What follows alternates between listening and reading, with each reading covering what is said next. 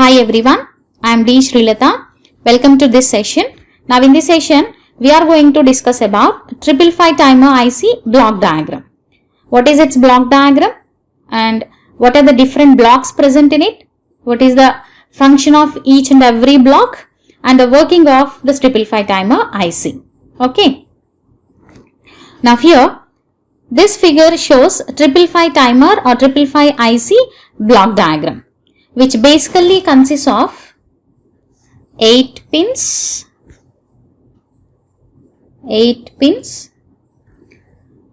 and 4 blocks. Here in this figure you can see 8 pins, first pin, second and third pin, fourth, fifth pin and threshold, sixth pin, seventh discharge, and this is 8th pin. These are 8 pins available for 555 timer. If it is dual inline package, the pin diagram will be like this with 8 number of pins. This is for 555 timer. Okay. Next. Here this 555 timer consists of 4 different blocks. Basically, this is first block. Here we can see this is the first block, which consists of 3 resistors, which are 3 equal resistors connected in series, and one end of this resistive series combination is connected to supply terminal VCC and the other end is connected to the ground terminal. Here in this 555 timer, these 3 series connected resistors are equal and these resistance values are 5K and this is 5K and this is 5 kilo ohms resistor. So that's why here we are using 3 5 kilo ohms resistors for this 555 timer circuit. Hence it is called 555 timer. 555 timer. And this is the first block. And next, this 555 timer consists of the second block, which is having 2 comparators, comparator 1 and comparator 2. And both comparators are nothing but operational amplifiers with 2 terminals, positive terminal and negative terminal. And this positive terminal is connected to threshold pin and negative terminal is connected to this 555 timer series combination of resistor, and positive terminal is connected to this resistor combination and negative terminal is connected to trigger pin. And whatever the outputs of these comparators are given to the flip-flop. Here this is the third block. The outputs of these 2 comparators are given to flip-flop. That is second block. Next, coming to third block. Here this is third block. This is flip-flop block. It is an SR flip-flop. And usually we know the function of this SR flip-flop, which takes 2 inputs and gives 2 outputs. And the truth table of this SR flip-flop we can see later. And based on the inputs of this SR flip-flop, R input and S input, the output of this SR flip-flop will be dependent. And Q is one output and Q bar is the other output of this status of this flip-flop. And we are taking output of this 555 timer from this Q bar terminal, where here Q bar is the output of 555 timer. And so here this block 3 is an SR flip-flop. So completely SR flip-flop is a heart of this 555 timer, and based on the inputs of this SR flip-flop only, the 555 timer output will be dependent. Next, whatever the output of this SR flip-flop is given to an inverter. So that whatever it may be the output Q bar, if it is 0, it is simply a NOT gate or an inverter, then we will get output as 1. Okay, the inverted output will be appeared at the output of this 555 timer. So simply it is an inverter block or inverted output. It gives the inverted output. These are the 4 blocks. 4 blocks, series combination of resistor block 1, and second block is comparator, third block is flip-flop, and fourth block is inverter output or simply NOT gate. And here whatever the output Q bar for this combination, it is given to a discharge resistor called 7th pin. And this discharge resistor, this discharge transistor, which is extensively connected to some other additional resistors and capacitor for any other additional applications using this 555 timer, until that this discharge resistor will be open. Okay, so these are the different blocks connected to this present in this 555 timer. Here we are using the flip-flop with R and S terminals, for comparator 1 and comparator 2. Then we can use this inverter or output block. Sometimes we can take the SR flip-flop with S input for the upper comparator and R input from the lower comparator. In such case, there is no need of this output block. We can directly take the output from this Q bar itself. Okay, now let me tell you that block diagram also. Let me explain that block diagram also in the next slide. So here you can find the block diagram with S input from the upper comparator. Here S input from the upper comparator and R input from the lower comparator, so that Q bar is directly taken as output of 555 timer without any inverted block or NOT gate. And this Q itself connected to the discharge resistor and it is connected to the discharge pin. QD is the discharge resistor. Here this SR flip-flop, in both cases we can use either that type of circuit previously what I have explained or this type of circuit, just by interchanging S and R terminals in the SR flip-flop. We can use any one of the circuit, previously discussed circuit or this circuit. In both cases, this fourth pin or reset pin is used to off this SR flip-flop. Here directly what we are doing, this reset pin is connected to the base of a transistor and we are applying some negative pulse to this base of transistor, so that the this reset pin will be high and then this SR flip-flop will be in off state. So for that purpose only we are using this reset pin. So this is different blocks. This is about the various blocks present in this 555 timer. And let us see the function of this SR flip-flop. What is the truth table, because it is the heart of this 555 timer, and based on which how these comparators are giving the outputs to change the state of this SR flip-flop, thereby changing the output. So here we can see the SR flip-flop where it consists of two terminals as S, R, Q and Q bar are the outputs. Here we have two inputs, so that's why we have four combinations: 0, 0, 0, 1, 1, 0 and 1, 1. These are the two inputs. This is the clock pulse for enabling the flip-flop, and so that we can see what are the outputs of this SR flip-flop.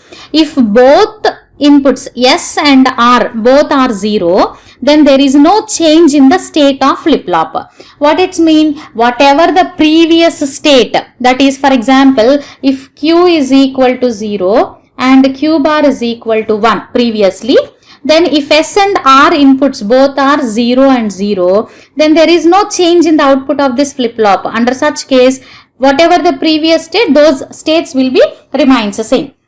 That is called no change state. Next, whenever the inputs to the SR flip-flop changes, S equal to 1 and S equal to 0 and R equal to 1, then Q will be 0 and Q bar will be 1. That is called reset state. Means flip-flop will be in reset condition because Q will be 0. Q output will be 0. Next, if S equal to 1 and Q is equal to 0, S equal to 1 and R equal to 0, then Q will be 1. So it is called set state of flip-flop. So next, if both are equal to 1, S and R values both are equal to 1, then it is indeterminate. So it is invalid state. So this 555 timer, we need to monitor the operation of this 555 timer in such a way that both inputs S and R should never be equal to 1. So if it happens, it goes to indeterminate or invalid state. So that's why we should be in a position to take care. The S and R values from the comparator output should never be equal to high. Both are equal to 1. So like that we have to monitor the 555 timer operation. Okay. So these are the different states of SR flip-flop. Now let us see the working of this 555 timer here. Already we have seen this 555 timer circuit, which consists of 3 resistors which are connected in series, and one end is connected to VCC and the other end is connected to ground, and all these resistors are equal in magnitude of 5K, 5K, 5K. And why we are using this ground circuit is, if we want to measure the voltage at any particular point, that voltage will be measured between that particular point and the ground with respective to ground. So that's why we are using this 555 ground circuit in 555 timer ground point. Now here, for example, if we want to measure the voltage at this particular point, so we are measuring the voltage at that particular point, let us say it is X, between that point and ground. Here, since all the resistors are equal, then equally voltage will be divided. Then here, since 2 resistors are there in this circuit, then the potential will be divided across this is 2 VCC by 3, because voltage at each and every resistor is divided as VCC by 3. So VCC by 3, VCC by 3, VCC by 3. Now here these two are added, so that 2 VCC by 3 will be appeared between X and ground. Okay. Similarly, let us see one more point here. At this point, if let us say it is Y point, this is Y point, then what is the voltage between these two? Since it is only one 5K resistor, voltage at this point is VCC by 3 only. Okay. So simply if we see, these 3 resistors are connected in series as a potential divider circuit. Now at this point we have 2 VCC by 3, and at this point Y we have VCC by 3 volts. Since VCC is the voltage applied at 8th terminal.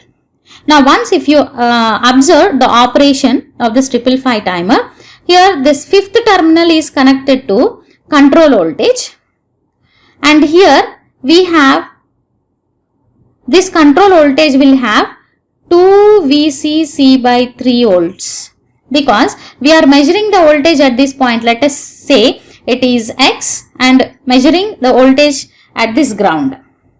So it is connected to negative terminal of first comparator, and coming to this terminal, that is positive terminal of the second comparator, it is having a voltage of VCC by 3, because this is the voltage across this 5K resistor only. As we know, if VCC is the total applied voltage, that voltage will be equally divided across 3 5K resistors. Now here we have threshold pin for the first comparator, and let us say this is VTH, threshold voltage, and comparator 1, 2 terminals are, one is VTH and the other one is 2 VCC by 3, and for the second comparator, positive voltage is VCC by 3, and the negative terminal is called trigger terminal, trigger pin, which is called the trigger voltage. Let us say it is denoted with VT. Now 2 VCC by 3 and VCC by 3 both are fixed, means 5th pin voltage and this voltage both are remains same, and this threshold voltage and trigger point voltages which are in our hand.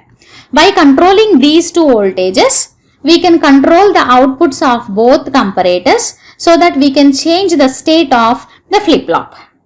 So that is the basic working of this 555 timer.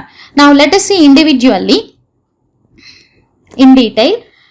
Here this is comparator 1 and this is first comparator and here it is second comparator. This is the control pin, 5th pin, and this is trigger pin and this is threshold pin. Now whenever the threshold voltage which is in our hand is greater than control voltage called 2 VCC by 3, that is positive voltage should be more than negative voltage, that is 2 VCC by 3, this is 2 VCC by 3, then the comparator output will be high. The first comparator output will be high. And whenever coming to the second comparator, this is 1/3 of VCC. Whenever the negative voltage, trigger voltage, it is called trigger voltage.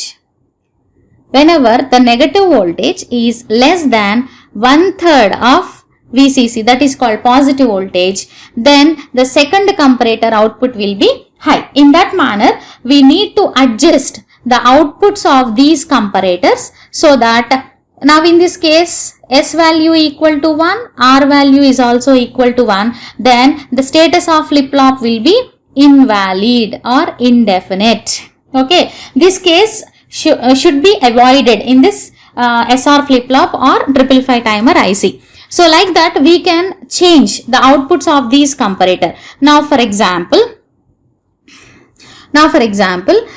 this VTH, that is called threshold voltage, is more than 2 VCC by 3. Under such case, S value is 1 and this trigger voltage is more than VCC by 3. Now under such case, the reset pin will be, under such case R input will be 0. Now if S equal to 1, R equal to 0, then Q will be 1. It depends on S value. Q will be 1 and Q bar will be 0. Okay. Now here, if we take SR flip-flop like this, S input from the upper comparator and R input from the lower comparator, without any NOT gate or inverter, we can directly take Q bar as output.